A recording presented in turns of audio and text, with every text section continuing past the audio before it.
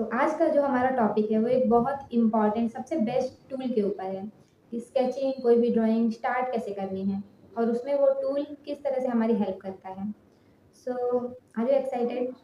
तो वो टूल है हमारा पेंसिल। बट इसका मतलब ये नहीं कि पेंसिल से तो हम ड्रॉ करते ही हैं तो लाइंस बन जाती है तो वहाँ से ही हमारी शुरुआत हो जाती है, ऐसा नहीं है। एक्चुअल में ड्राइंग की शुरुआत होती है देखने से। अगर हम अपने रेफरेंस को सामने जो भी रखा है अगर उसे सही से देख पा रहे हैं तो हम उसे इजीली ड्रॉ भी कर सकते हैं, सही ड्रॉ कर सकते हैं। बट उसे देखने के लिए भी ये टूल बहुत ज़्यादा मैटर करता है।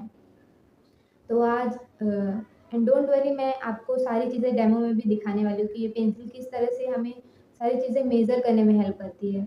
हम कैसे इसकी हेल्प से गलतियों को देख सकते हैं और उसे करेक्ट भी कर सकते हैं।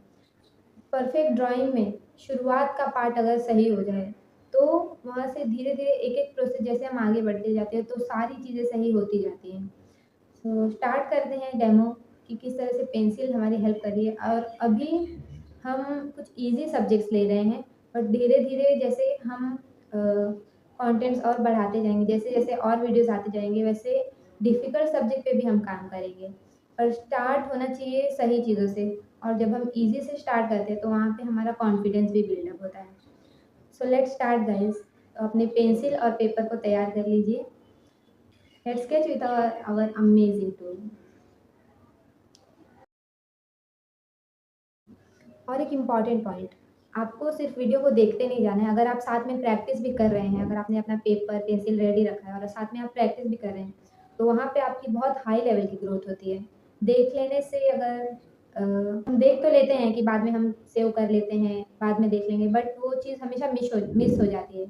तो बहुत बेनिफिशियल होगा कि अगर आप साथ साथ में स्केचिंग करते रहें तो सारी चीज़ें आपके माइंड में बैठती जाएंगी तो आप ज़्यादा क्लियर हो पाएंगे। सो आई होप आप रेडी हैं अपने पेपर के साथ। और यहाँ पे हम स्टार्ट करने जा रहे हैं इनिशियल मार्किंग अपनी प्यारी पेंसिल के साथ। तो ये वो पेंसिल है जिससे हम स्टार्ट करने जा रहे हैं अपनी मार्किंग। सबसे पहले हम ऑब्ज़र्व करेंगे अपने रेफरेंस को, देखेंगे अपने रेफरेंस को कि वहाँ पे किस तरह के एंगल्स बने हुए हैं, किस तरह की लाइंस हैं, हम क्या चीज़ें मेज़र करने वाले हैं, हम जो भी ऑब्ज़र्व करेंगे वो अपने स्केच में भी बनाएंगे। सो स्टार्ट करते हैं एक हॉरिजॉन्टल लाइन से। अगर मैं यहाँ पे एक सीधी हॉरिजॉन्टल लाइन लूँ तो उससे कंपेयर करके मैं यहाँ पे जो ये एंगल फ्रूट का दिख रहा है वो बना सकती हूँ, जो कि लगभग 45 डिग्री तक का शायद लग रहा है। और उससे कंपेयर करके फिर बाकी के भी एंगल्स हम बना सकते हैं। तो इस रेफरेंस में बहुत सारे एंगल्स हैं और सारे एंगल्स को हम कंपेयर करेंगे। जब हम एक सही एंगल बना लेते हैं तो उससे कंपेयर करके बाकी सारी चीज़ें भी सही होती जाती हैं। तो उससे कंपेयर करने के लिए हमें सबसे पहला एंगल जो शुरुआत का है वो करेक्ट बनाना ज़रूरी होता है। तो इसलिए हमने प्रॉपर एक हॉरिजॉन्टल लाइन ले ली। तो इससे हम सारी चीज़ें कंपेयर कर लेंगे सारे एंगल्स को। बट एंगल कंपेयर करने से पहले हम ये देख लेते हैं कि पेंसिल से अभी जैसे मैं मेज़र कर रही हूँ कि वर्टिकली इसकी जितनी लाइन है, हॉरिजॉन्टल अगर मैं पेंसिल को वैसे ही रखूँ तो वो लगभग उतना ही आ रहा है। तो जब मैं इसको ड्रॉ करूँगी तो मैं एक प्रॉपर प्लस बनाऊँगी, वैसे ही मार्किंग करूँगी तो मुझे पता होगा कि मेरा जो ये एप्पल है ये इस मार्किंग के अंदर आ रहा है। जैसे ये वाला फ्रूट, अगर वर्टिकल मैं इसे इतना मेज़र कर रही हूँ और फिर इसे अगर मैं हॉरिजॉन्टल रखती हूँ तो ये एप्पल के बीच वाले पार्ट के थोड़ा सा साइड में आ रहा है। और इसे वर्टिकल हॉरिजॉन्टल मेज़र करने पे इसके फोल्ड से थोड़ा सा ऊपर आ रहा है। तो ये सारी चीज़ें भी हम मेज़र कर सकते हैं पेंसिल के थ्रू। अब ये हम अपने रेफरेंस में ऑब्ज़र्व कर रहे हैं। अब हम स्केच करना स्टार्ट करते हैं। इन सारी चीज़ों को अब हम इम्प्लीमेंट करेंगे अपने स्केच में। तो जैसा मैंने कहा था कि हम एक हॉरिजॉन्टल लाइन ले लेते हैं ताकि हम इसकी हेल्प से सारी चीज़ों को कंपेयर कर पाएँ, सारी चीज़ों को और अच्छे से बना पाएँ। तो यहाँ पे सबसे पहला मैं ये एंगल ले लेती हूँ क्योंकि थोड़ा छोटा भी है और 45 डिग्री का भी लग रहा है। और मैंने यहाँ पे रेफरेंस को जो है अपने लेफ़्ट साइड में रखा हुआ है। वहाँ से मैं बार बार चेक करती रहूँगी कि जो भी मैं बना रही हूँ वो एंगल सही आ रहा है कि नहीं। तो आप भी ऐसे अपने रेफरेंस को साइड बाय साइड रख के चेक करते रहिए जब भी आप कुछ भी ड्रॉ करेंगे। यहाँ पे मैंने फ़ोटो साइड में लगा दिए, बट जो रियल रेफरेंस है वो मैंने अपने लेफ़्ट साइड में रखा हुआ है। वहाँ से मैं बार बार आप देख भी सकते हैं मैं मेज़र कर रही हूँ मार्किंग को कि मेरी मार्किंग सही आ रही है या नहीं। यहाँ पे मैं धीरे धीरे एक एक एंगल ऐड करती जा रही हूँ, जितना मुझे लग रहा है कि जिस डिस्टेंस पे होना चाहिए। तो ये सारी चीज़ें मैं मेज़र करती जा रही हूँ। अब यहाँ पे जो मैंने पहले मार्क किया था कि अगर इसे मैं हॉरिजॉन्टल और वर्टिकल अपने पेंसिल से मेज़र करती हूँ, तो वो लाइन जो है वो फ्रूट का कितना पार्ट वहाँ तक आ रहा है, तो ये मैंने पहले ऑब्ज़र्व किया था। तो इसके बाद मैं उसे यहाँ पे अच्छे से ड्रॉ कर पा रही हूँ। यहाँ पे हम लाइंस को क्लीन भी करते चलेंगे, क्योंकि क्लीन लाइन से हम और ज़्यादा अपनी गलतियों को देख सकते हैं और ज़्यादा इम्प्रूव कर सकते हैं। सो यहाँ पे अब फिर से मैंने मेज़र किया और बार बार यहाँ पे सारी मार्किंग को मैं चेक करती रहूँगी, क्योंकि ये हमारा इनिशियल स्टेज है, ये हमारा बेस का लेवल है। तो यहाँ पे सारी चीज़ें जब सही होंगी तो ही आगे चल के सारी चीज़ें और ज़्यादा अच्छी और बेहतर हो पाएंगी। तो इसलिए इस स्टेज को सही करना उतना ही इम्पोर्टेंट जितना हम अपने ड्राइंग को प्रेजेंटेबल बनाते हैं किसी गैलरी में लगाने के लिए या शो करने के लिए। तो वहाँ की शुरुआत यहाँ से ही होती है, ये सही होने से। धीरे धीरे मैं फिर यहाँ पे सभी एंगल्स को ऐड कर रही हूँ। अब हम ये अपना एप्पल भी बनाना स्टार्ट कर लेते हैं। तो बाहर की भी जो बैकग्राउंड है वहाँ पे नीचे भी देखेंगे तो एक ट्रायंगल सा एक शेप दिख रहा है। तो बाहर के भी जो शेप्स हमें दिख रहे हैं, जो भी मेन हमारा ऑब्जेक्ट है उसको छोड़ के बैकग्राउंड के जो भी शेप है वो भी अगर हम सही बना लेते हैं तो भी हमारी हेल्प कर रहे हैं अंदर की चीज़ों के आउटलाइन को सपोर्ट करते हुए। तो इसलिए बाहर के शेप्स को भी देखते रहना इम्पॉर्टेंट है।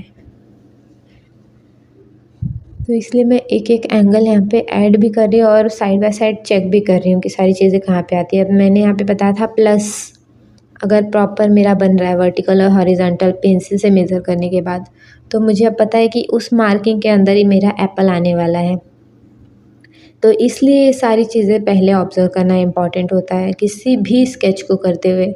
फिर यहाँ पे हमने सिंपल सा ये सब्जेक्ट लिया है, बट सब्जेक्ट कोई भी हो मार्किंग इसी तरह से की जाती है, सारी चीज़ों को ऑब्ज़र्व किया जाता है पहले।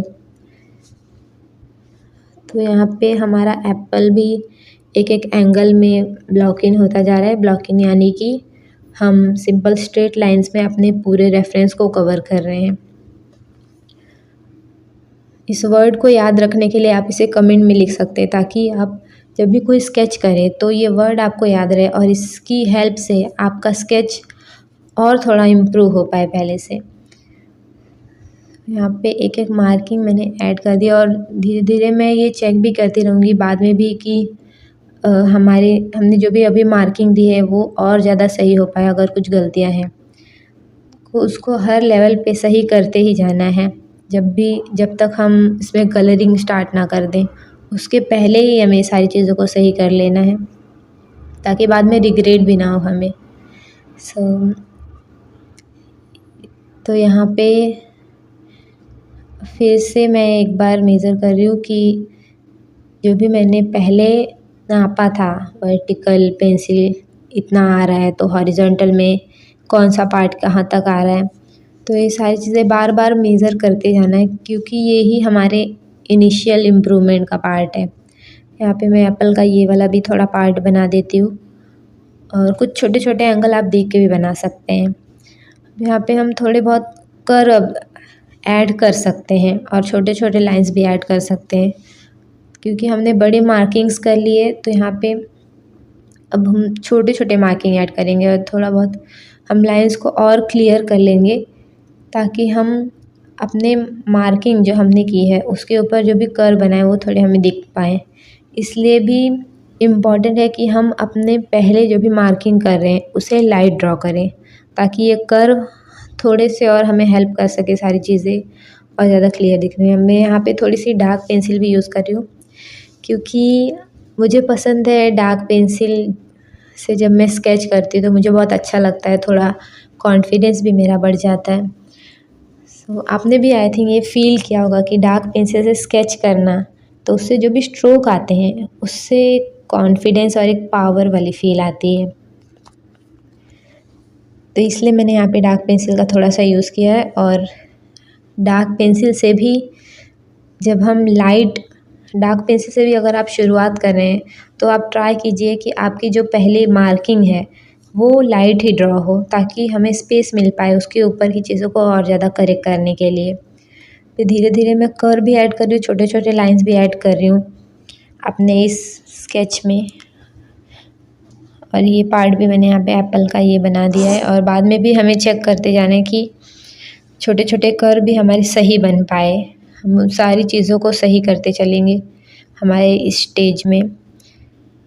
और थोड़ी सी मैं हैचिंग भी ऐड कर देती हूँ ताकि डार्क और लाइट थोड़ा सा उसमें फ़ील आ पाए, हल्की सी 3Dनेस की फ़ील आ पाए। और मुझे ऐसा पसंद है थोड़ा सा हर स्केच में कहीं ना कहीं मेरे हैचिंग होती है थोड़ी बहुत, या फिर हम सिर्फ मार्किंग भी कर सकते हैं शैडो के एरिया में। Thank you so much guys. I hope आपने मेरे साथ प्रैक्टिस की और आप सारी चीज़ों के आपने नोट्स भी बना लिए होंगे। और अब अगर आपने प्रैक्टिस की है तो आप अपना वर्क मुझे इस इंस्टाग्राम आईडी, तो आप मुझे टैग कर सकते हैं और अपना वर्क मुझे शेयर कर सकते हैं। और आपको अपना हमारा ये इम्पोर्टेंट टूल कैसा लगा आपको कमेंट में बताना है। ऐसे ही एक बहुत अमेजिंग बहुत वैल्यूएबल कंटेंट के साथ फिर से मैं शेयर करूँगी एक नया वीडियो। और तब तक के लिए stay connected, stay growing. Thank you so much.